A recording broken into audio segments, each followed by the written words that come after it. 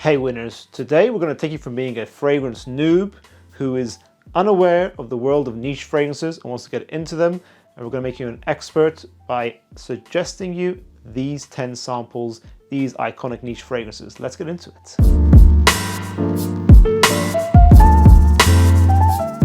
I've been to Greece, we were on a bit of a break, and I took 3 summer fragrances with me on that trip, and one of them is going to feature at the end of this video. The difference between a niche fragrance and a designer fragrance is that a niche house specifically only makes perfume. So the idea is that the brand just focuses on fragrances, so they make higher quality stuff. It's not always true, but that's the idea. You don't have all your attention diverted like Chanel with their handbags and their clothing. These brands only focus on fragrances, that's all they do, and they try to make usually more expensive, higher quality scents. Realistically, a lot of the designer brands will use the same perfumers in their private lines, so for that reason I'm going to include private lines in this video. They're sort of niche fragrances anyways. These 10 that I'm going to suggest to you are staples in the community that I feel, first of all, do a few things. They introduce you to the big names, so when people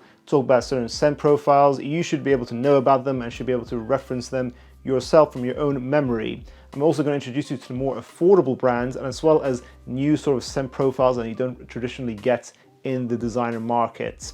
If you want to order samples, first of all, let me tell you what I think the best websites are from what I've done in my research. If you're from the UK, after watching this video, you might want to order these from Fragrance Samples UK. That's the website I recommend. If you're from North America, US or Canada, you want to get your samples from ScentSplit. And if you're from the rest of the world, go to Cologne Collection, who's a new startup that ships to the majority of the world, in most countries. Niche fragrances are expensive, and I generally do not recommend that you blind buy any of them unless you're a millionaire. Let's start off with the first 3, the champion staples in the community. First of all, it's going to have to be Creed Aventus. Now, you guys may have seen our recent reaction video to that. I think Aventus is not as good as it used to be, but it's an iconic scent DNA, and you have to understand where it all started, where these 50 different clones came from, the originator, the forefather of the smoky birchwood, pineapple, citrus DNA. That's very fresh, professional, masculine, and really dominating. It's a cool DNA back in 2010. It's a little bit overplayed now.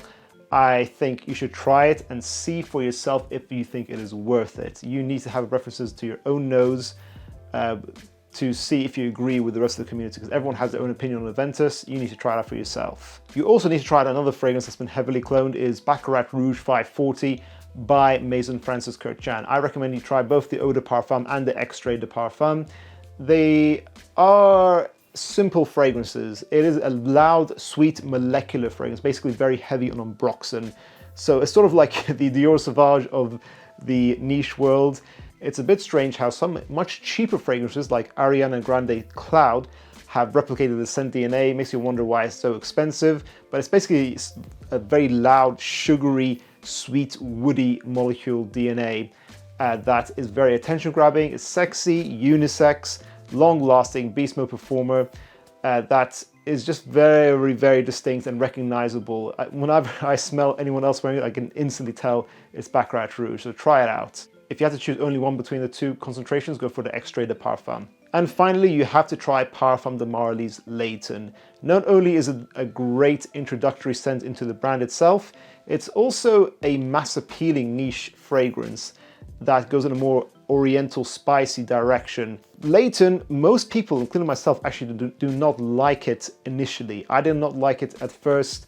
It has a strange powderiness to it that you don't find in other designer fragrances. The Parfums de Marly DNA uses certain musks that are distinct to the house, so it's a good, safe way to get yourself into the Parfums de Marly style. It's long-lasting, gives you compliments. It just lets you know exactly the difference in quality between a niche fragrance and a designer fragrance. Unlike the other 2, this is not just a quality fragrance based on hype. The hype here is more deserved in my opinion, so you should definitely try it out. Then when you get all the mainstream beginner niche fragrances out of the way, I'm going to recommend to you 2 fragrances to explore houses that are more affordable, because most people when they're starting out their collection, want to go into niche, they want more affordable fragrance houses for these niche scents. So I've got here Mancera. Very good beginner niche brand. So if you want to go explore their house, you can go into their website, you can order like maybe 10 samples and choose which ones you want to try. I think a lot of their stuff isn't good. I think they have too many releases. However, Cedrat Boise is their great introductory offer. It is, again, sort of inspired by Aventus, but it's not really. It is its own fragrance, and it actually won our public reaction video. It's maybe 1/4 of the price of Aventus, and it beat it very convincingly. So that just goes to show how sexy Cedrat Boise can be. Again, definitely different to designer fragrances, but very affordable and long-lasting. I recommend the Intense version. The original has been watered down a little bit, but the Intense is more smooth and longer lasting. I definitely recommend you try it. It's a very sexy blackcurrant, smoky leather fragrance, but it's not really leather only. It's all very well balanced. It's basically a very musky, sexy, masculine DNA to wear. Another fantastic value for money niche house, in my opinion, is Acqua di Parma. They are slept on, they are underrated in my opinion, and I think a double whammy here is that you should try out Acqua di Parma and you should try out a leather-based fragrance. So this is now all leather. This lets you see the creativity in different ways in perfumery. You're not going to get this in the safe designer fragrances. Go for Acqua di Parma's leather, which smells like a very realistic Italian leather shoe. It's basically like you're wearing very high quality leather, which is very strange when you get that effect for the first time. If you haven't smelled leather fragrances before, it's smoky, thick, very long lasting, beast mode performer. Again, just blowing designer fragrances out the water in that regard. You can just see the power behind affordable niche fragrances. Next pairing. Now, we can't talk about niche without discussing oud. Oud is one of the most expensive perfume ingredients in the world. It's about $50,000 for a kilo. It is a rare species of tree that needs to be invaded by a certain fungus to produce this wax resin, which is oud. It's a very difficult process, and the trees are going extinct, unfortunately. So for that reason, with increasing demand for oud in Western markets, you've got some houses that have released oud fragrances titled as oud that are actually fake wood, like they're sort of like, yeah, woody accords that are trying to replicate oud, but you know, it's still very sexy. So for example, we have Tom Ford's Oud Wood. So I think you should try this. This is a very safe beginner oud fragrance. It's an iconic DNA, and it is really something that's skyrocketed Tom Ford back in his heyday. It is reformulated. I think Thameen carved oud is a better alternative. It's very similar scent profile, but if you want to go for Oud Wood to get a feeling for it, and again be able to understand the reference when people talk about it in the community, because it's a very popular fragrance. It smells like sort of like a sharp masculine forest, a lot of different woody molecules with a very subtle but sexy and noticeable vanilla musk dried out. So very well blended perfume still to this day. And then after that you go for a much more expensive fragrance because it has actual real oud in it. So if you need to be spending at least £150 to be for something like a 50ml bottle to be more convinced that you have real oud in a fragrance. It doesn't guarantee it, but you know, oud is very expensive, so you should be spending a lot of money for these fragrances. I'm going to recommend to you Xerjoff, one of my favorite brands, Alexandria II, one of their best fragrances, which shows a classic combination which you don't find too commonly in designer fragrances of rose and oud. It's the sharp, animalic, complex woodiness of the oud that once you smell the real stuff, and how long lasting and yeah, just really deep scent profile that you feel like you just haven't smelled anything like it before. You recognize it forever, and then you combine it with the softness of rose. They are a match made in heaven. A lot of fragrances will commonly put these two together. Alexandria II has done this very well with other woody molecules and spicy notes. It's very sweet, ambery. It's a gorgeous fragrance that just smells like if you want to see what niche perfumery can be like, if you want to be inspired in fragrances and go to the next level of experience this art form, you try Alexandria II and tell me what you think. It is nothing like anything else that's below £100, and it lasts maybe 24 hours. And final three fragrances, again, sticking to Xerjoff, you need to try out Naxos, also one of the best, probably safest fragrance out there. I think it's their top seller. If you want to try out a really high quality tobacco fragrance, you could go for tobacco vanille, but I think this is higher quality, combines tobacco, vanilla, and honey.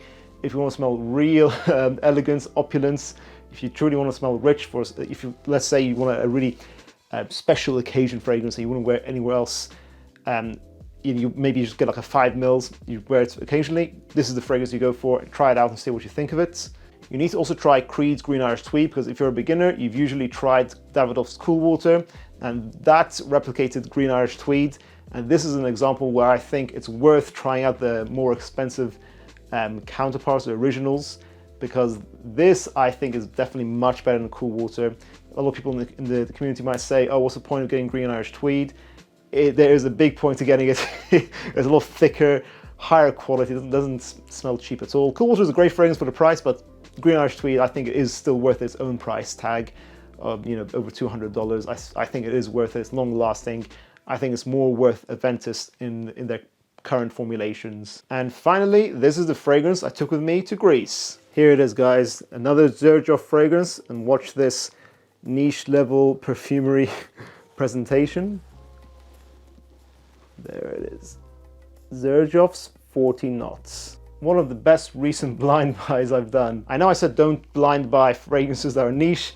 However, a friend that I know through our community told me about this, so I had to try it out and I had to buy it because I was going to Greece. I wanted something really special occasion.